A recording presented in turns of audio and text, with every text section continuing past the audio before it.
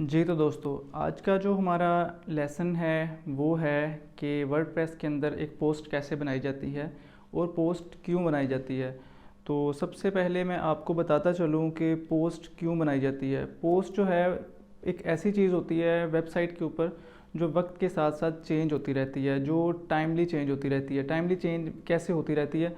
मिसाल के तौर पर हम ले लेते हैं कि हमने कोई स्पोर्ट्स की हमने कोई वेबसाइट बनाई है। तो जैसे जैसे हमें हमारे पास क्यों न्यू फंक्शंस आते जाएंगे स्पोर्ट्स के, हमारे पास क्यों न्यू उसका कंटेंट आता जाएगा, तो हम उस हिसाब से हम उसको अपडेट करते जाएंगे। जो हमारा रिसेंटली कंटेंट होगा, जो हमारा न्यू कंटेंट होगा, वो जो है वो हम उसको सबसे टॉप पे शो करवाएंगे, और जो हमारा पुराना कंटेंट होगा वो हम उसको बॉटम पे हम उसको शो करवाएंगे। तो बहुत सारे इसकी ऐसी मिसालें हैं। जैसे कि मिसाल के तौर पर मैं आपको बताता हूँ कि हमने कोई रेसिपीज़ की वेबसाइट बना ली है, रेसिपीज़ की। तो रेसिपीज़ की वेबसाइट के अंदर हम क्या करेंगे कि हमने बहुत सारी मतलब कि रेसिपीज़ होती हैं, जैसे कि कुछ ब्रेकफास्ट की रेसिपीज़ होती हैं, कुछ लंच की रेसिपीज़ होती हैं और कुछ होती हैं डिनर की रेसिपीज़। ये 3 तरह की कैटेगरीज़ होगी।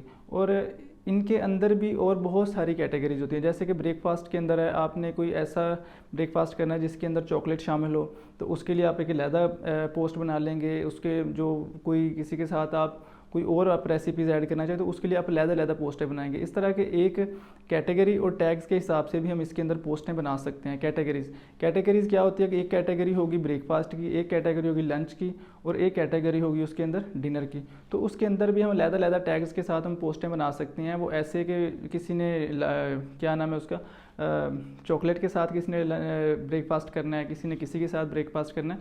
तो ऐसे अलग रेसिपीज़ होती हैं, उनके अंदर भी बहुत सारी ऐसे कैटेगरीज आ जाती हैं, टैग्स आ जाती हैं। टैग्स के ऊपर हम एक पोस्ट बना सकते हैं। किसी भी मतलब बहुत सारी चीज़ों के ऊपर हम पोस्टें बना सकते हैं।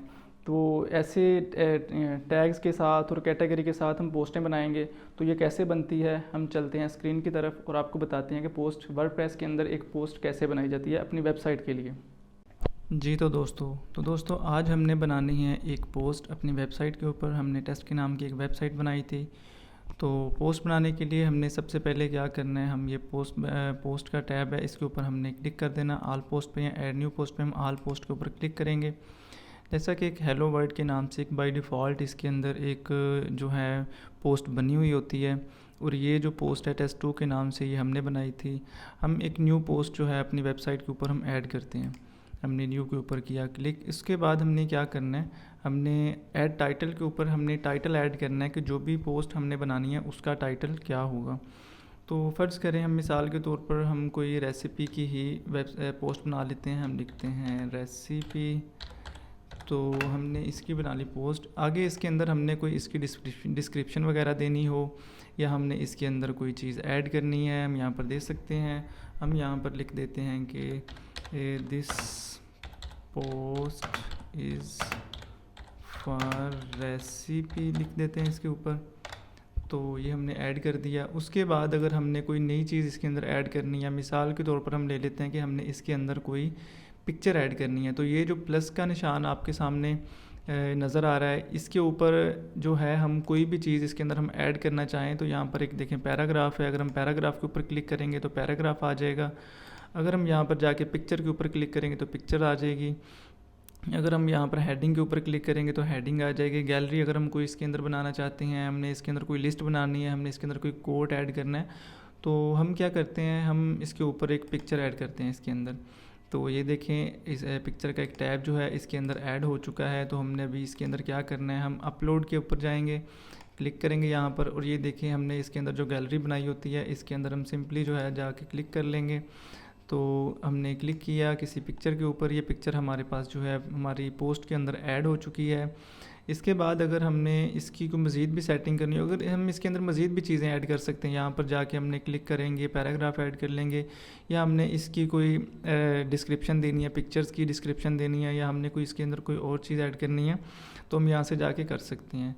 तो उसके बाद इसकी कुछ सेटिंग्स आ जाती हैं। ये जैसे कि आप देख रहे हैं पब्लिक विजिबिलिटी इसकी लिखी हुई है। अगर हम इसको प्राइवेट करना चाहें अपनी पोस्ट को तो हम इसको प्राइवेट कर सकते हैं।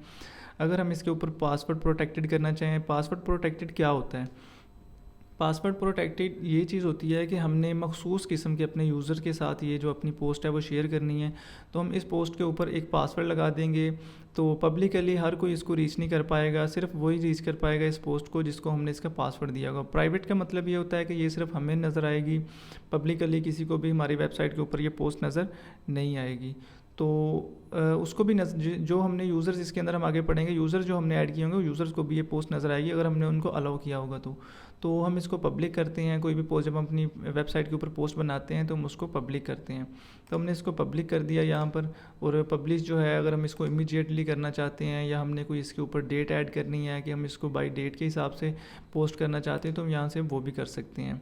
टेम्पलेट जो है हम इसका यहाँ से सिंगल पोस्ट भी कर सकते हैं, हम इसके और भी मतलब साइड बार्स भी इसकी बना सकते हैं, काफ़ी सारी चीज़ें ऐड कर सकते हैं। यहाँ पर हम इसका URL जो है वो भी हम अपनी मर्ज़ी से हमको URL भी इसके अंदर ऐड कर सकते हैं अगर हम करना चाहें, जो कि URL जो है जो ऐसे सर्च बार के अंदर नज़र आता होता है।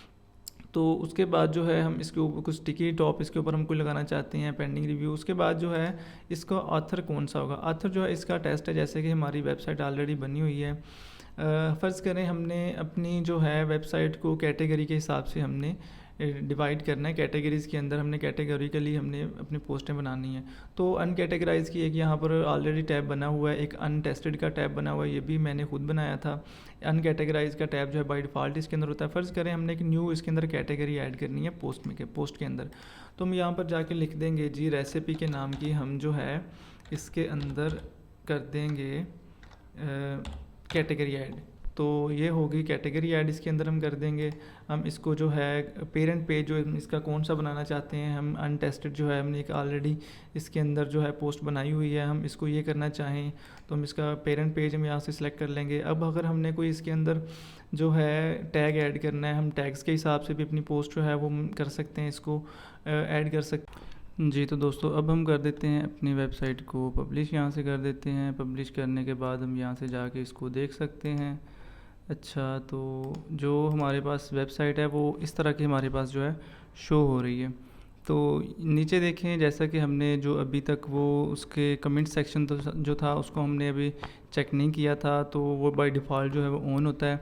तो कमेंट सेक्शन जो है हमारा वो ऑन था, और वो कमेंट्स इसके ऊपर जब कोई भी हमारे पास यूज़र आएगा, कस्टमर आएगा हमारी रेसिपीज़ को ख़रीदने के लिए, कोई उसके ऊपर कमेंट करने के लिए, तो वो यहाँ पर अपना फ़ीडबैक दे सकता है पोस्ट कमेंट। अगर हम इसको कमेंट्स को ऑफ़ करना चाहें तो हम ऑफ़ भी कर सकते हैं। तो हम बैक जाते हैं अपने वर्डप्रेस के उस पैनल के ऊपर हम जाते हैं। पैनल पे जाने के लिए जैसा कि मैंने आपको बताया था, पैनल पे हम चले जाते हैं। तो यहाँ पर हम जाके इसको हम कर देंगे डिलीट, इसको हम ऐसे कर देंगे, और उसके बाद हम चले जाएंगे पोस्ट के अंदर। तो ये देखिए यहाँ पर रेसिपी के नाम की हमारी एक पोस्ट जो है वो बन चुकी है। हमने अभी तक इसको कैटेगरीज़ के अंदर नहीं हमने ऐड किया था इसको, तो ये अनकैटेगराइज आ गई है। इसको हमने कोई टैग भी नहीं दिया था, तो ये टैग के बगैर ही हमारे पास शो हो रही है। तो हमारे पास एक ये न्यू पोस्ट बन चुकी है। अगर हम इसको एडिट करना चाहें दोबारा से, तो हम यहाँ पर एडिट के ऊपर जाके क्लिक करके हम इसको एडिट कर सकते हैं। तो आपने पोस्ट बनाने का तरीका आपने सीख लिया है। अब आप अपनी वेबसाइट के ऊपर जो आप बना रहे होंगे, आप उसके ऊपर अपनी वेबसाइट बना के आप उसके ऊपर पोस्ट भी बना सकते हैं। आप जैसे चाहें उसके ऊपर आप काम कर सकते हैं। आजकल नेक्स्ट लेक्चर के अंदर हम सीखेंगे कि वेबसाइट के ऊपर पेज कैसे बनता है। हम पेज बनाएंगे अपनी वेबसाइट के ऊपर। आज के लिए जज़ाकल्लाह, थैंक यू सो मच।